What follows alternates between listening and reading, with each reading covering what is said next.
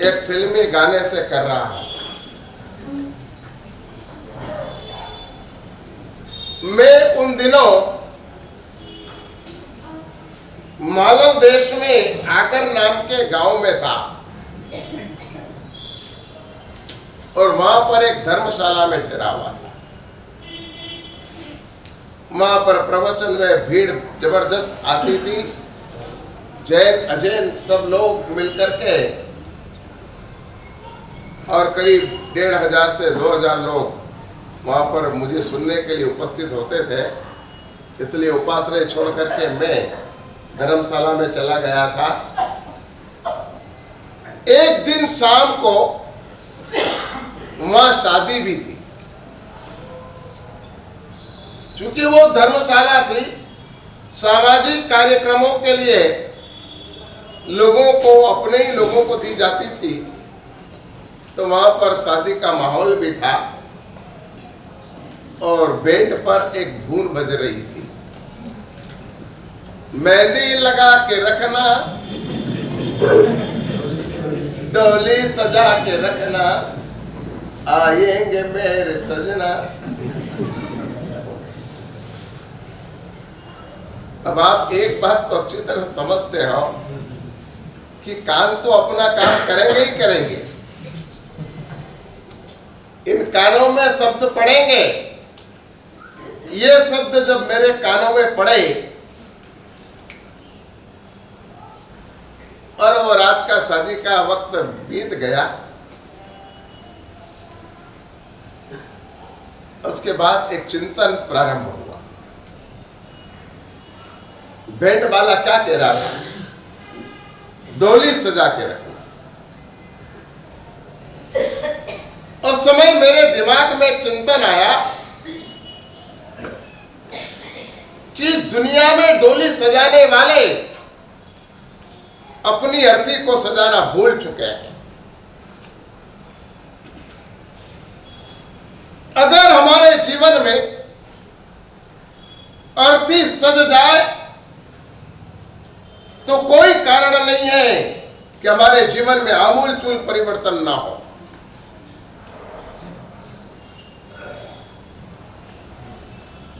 दुनिया में पैसा, पद और प्रतिष्ठा मिले ना मिले, मौत जरूर मिलेगी। दुनिया में आप पढ़े लिखे ना पढ़े लिखे, लेकिन मौत जरूर मिलेगी। दुनिया में आपको धन मिले ना मिले, मौत जरूर मिलेगी। और इसलिए मेरा चिंतन आगे बढ़ा कि हर आदमी ने अपनी अर्थी को सजाकर रखना चाहिए। हर आदमी ने अपनी अर्थी को सजाना सीख लेना चाहिए। इस दुनिया में डोली सजे ना सजे, अर्थी जरूर सजे। कई लोग ऐसे होते हैं जिनकी डोली नहीं सजती, तो कुंवारे ही रह जाते हैं। मेरा ही उदाहरण ले लो। मेरी डोली नहीं सजी, लेकिन अर्थी जरूर सजेगी। दुनिया में कई लोगों की डोली नहीं सजती है, मगर अर्थी तो सजती है। और ये अवश्य भवी तत्व है।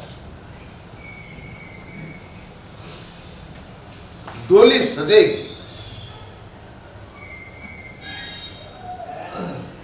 सजे के ना सजे, मगर अर्थी तो जरूर सजने वाली है। अर्थी सजाने का मतलब क्या है?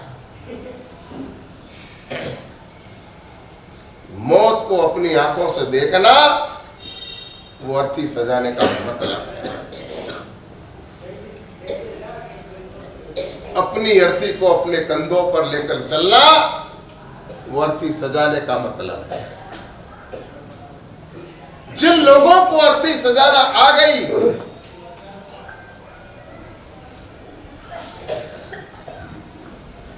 उनके जीवन में आमूलचूल परिवर्तन हुआ है।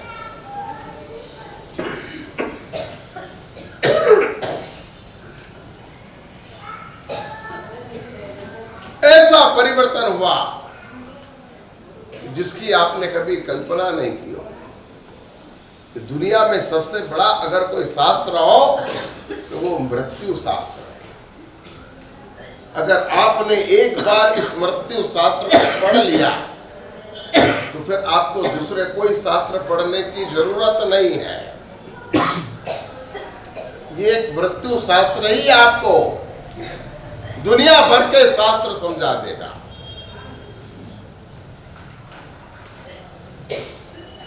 आज दुनिया में जितनी अफरा तफरी मची है, क्लेश कंकास हो रहे हैं, मारा मार चल रही है, लूटम लूट चल रही है, ये सब अर्थी नहीं सजने के कारण। अगर हमें अर्थी सजाना आ जाए तो हमारे जीवन जीने का नजरिया बदल जाता है। चक्रवर्ती भरतेश के दरबार में एक जिज्ञासु पहुंचा और जिज्ञासु ने कहा कि चक्रवर्ती सम्राट, हमने ऐसा सुना है कि आप तख्तो ताज के बीच रहते हैं फिर भी वैरागी, आप 64,000 रानियों के साथ रहते हैं फिर भी वैरागी, आपके वैराग्य का कारण क्या है?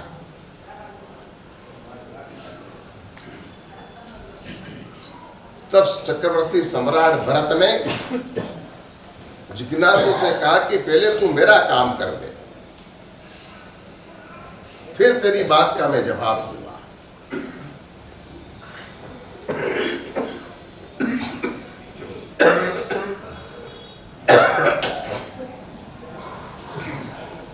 जिज्ञासु ने पूछा कि आपका कौन सा काम मुझे करना है? उन्होंने कहा कि देख, मेरे अंतपुर में जा और मेरे अंतपुर में सबसे सुंदर रूपसी रानी कौन है जो अप्सराओं को टक्कर मार दे, ऐसी रानी का पता लगा कर गया। एक से बढ़कर एक रानी मेरे अंतपुर में है। जिज्ञासु चला, मगर भरत ने कहा ठहर जा, पहले पूरी बात सुन ले, तुझे ऐसे ही नहीं जाना है। ये तेल का कटोरा पड़ा है, ये लबालब तेल से भरा हुआ है, इसको अपने साथ ले जा और याद रखना, ध्यान रखना, इस तेल के कटोरे में से एक बूंद भी तेल टपकना नहीं चाहिए। अगर एक बूंद भी टपक गया तो तेरी गर्दन टपक जाएगी।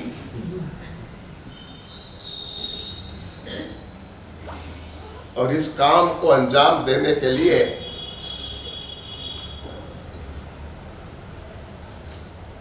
खुली शमशेर लेकर के मेरे 4 पैर सैनिक तेरे पीछे चलेंगे।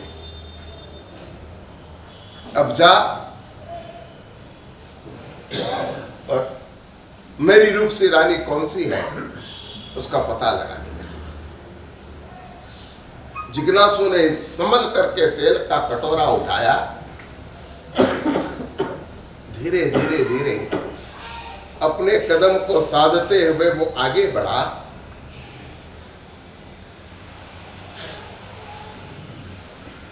भरत के अंतपुर में पहुंचा। सारे दिन अंतपुर में घुमा, क्योंकि भरत राजा को 1-2 रानी नहीं थी, कितनी थी? 64। तुम्हारे कितनी रानियां? कितनी है?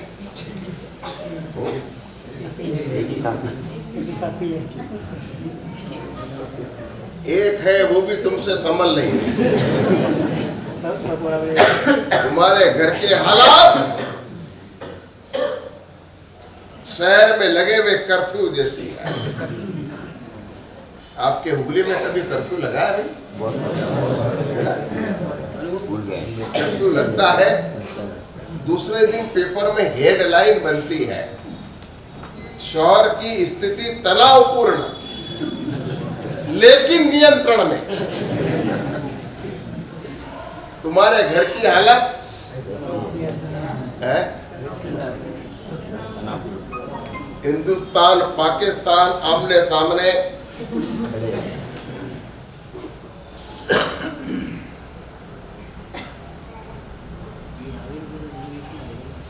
64,000 रानियां थी भरत राजा को। आखिर उन सबको देखने में समय तो लगना ही था। जिज्ञासु सारे दिन घूमते हुए शाम पढ़ते पढ़ते भरत राजा के दरबार में पहुंचा और धीरे से वो तेल का कटोरा नीचे रखा। ठंड के दिन थे, पसीने में रेबजेब हो गया। सम्राट चक्रवर्ती भरत ने पूछा कि बता मेरी कौन सी रूप सी रानी थी? बोले महाराज कैसा रूप कैसी रानी, मुझे तो इस तेल के कटोरे में अपनी मौत दिखाई दे रही। मैंने न तो रानी देखी न उनका रूप देखा, मैं तो इस तेल के कटोरे में। आपको समझ में आ रही है मैं आपको किस चिंतन की धारा में ले जा रहा हूं?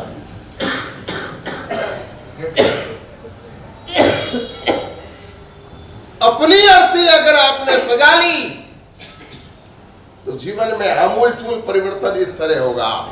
भरत राजा ने कहा कि जिस तरह पूरे अंतपुर में घूमने के बाद भी तुझे कोई रानी का पता न चला, ऐसा मैं तक तो ताज के बीच रहता हूं मगर इनमें कभी ले पाता नहीं, क्योंकि मैं रोज अपने मौत की पदचाप सुनता हूं,